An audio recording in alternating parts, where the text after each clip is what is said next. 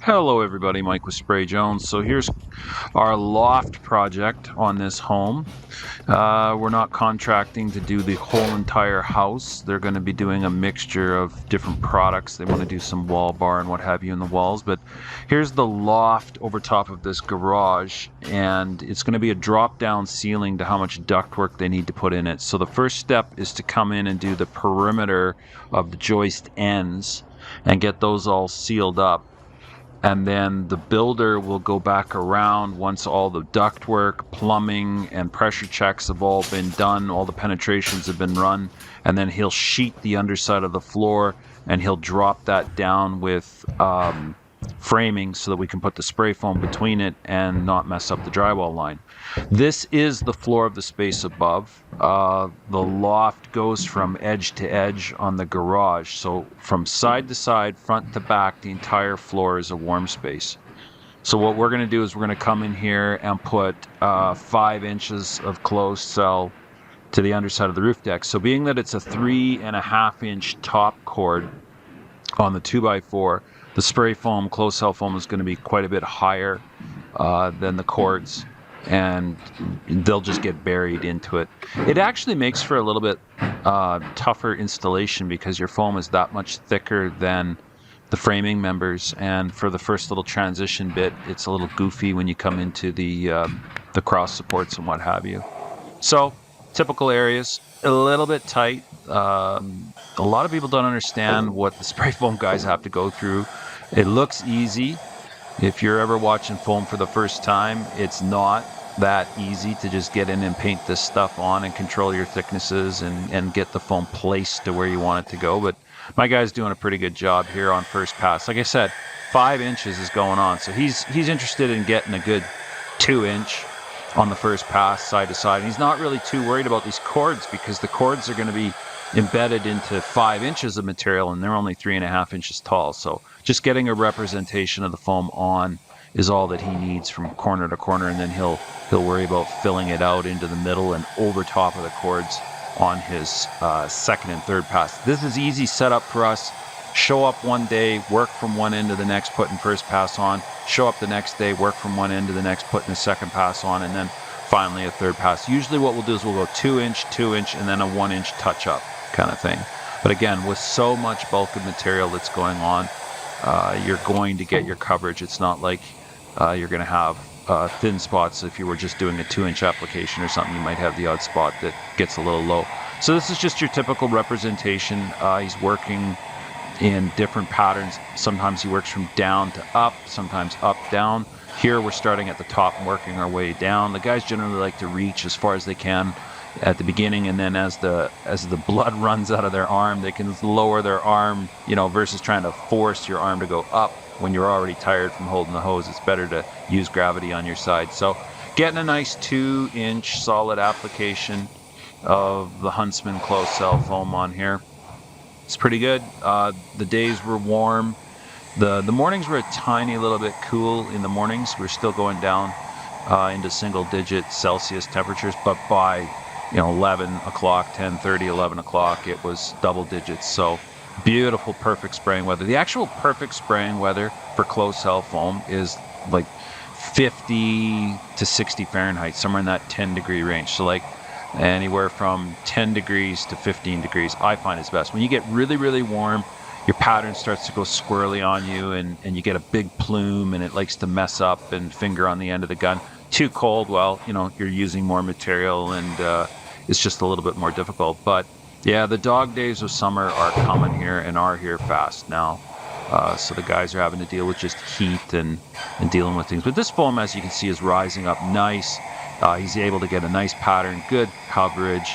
He can see what he's doing. He's getting instant report on the foam. It's not sliding. It's not cold. It's not trying to reverse. You can just tell with how it's laying on that it's really good. I mean, I talk to my guys a lot about putting foam on. And I mean, when you're dealing with pros, they know the look of it. They know the sound of it. And one thing that my guy said was, the feel of it in the gun. Like if it's herky-jerky or if it's making disruptions, they can actually feel that something has happened. So when you're dialed in, you know it. It's just like that with anything in life, playing a sport or playing an instrument. Do you know when your guitar's out of tune, or uh, what have you. So, I mean, when you're swinging at a baseball or a golf club, you know when you're supposed to be in the zone and how things are supposed to slide physically and move and make contact. You know when you've made positive contact with something. And spraying with foam is not all that much more different than that.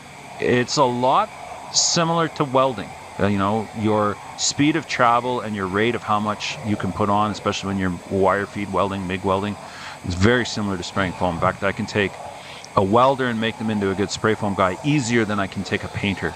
Painters want to trigger a lot more. We don't want to trigger the gun on and off. Here's just a close-up of him on the ladder starting out at the roof line. Again, 5 inches of material is going to be going in here, right? So he just needs to get a token amount of coverage into the cracks, and then he's going to be coming back and building it up. Like the foam will be much, much thicker than the supporting structure of the roof line. Thickest we've gone with closed cell foam by request is 6 inches. I mean, that is definitely well beyond diminishing return. Even 5 inches definitely past diminishing return. But some of these new building codes and what have you in vaulted assemblies, that's what they're wanting to see. On retrofits, we can go definitely a whole lot less, and it'll work out.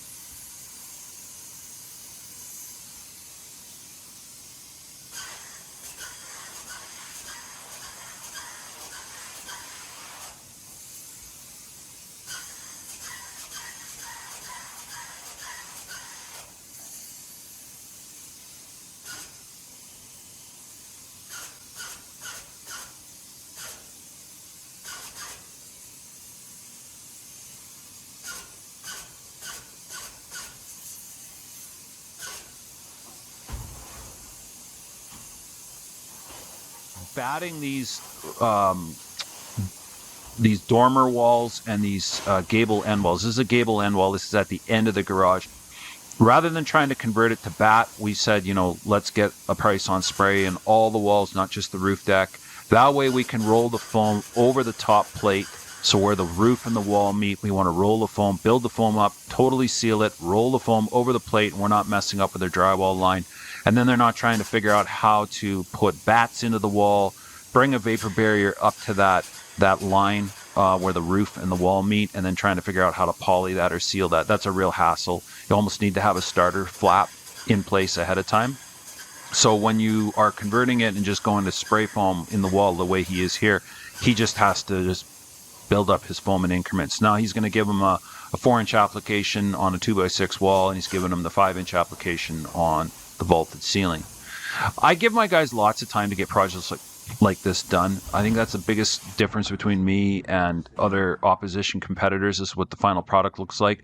We give them lots of time to prep, spray, and clean up so that the end result looks like this. It's not a rushed job. We didn't leave a mess.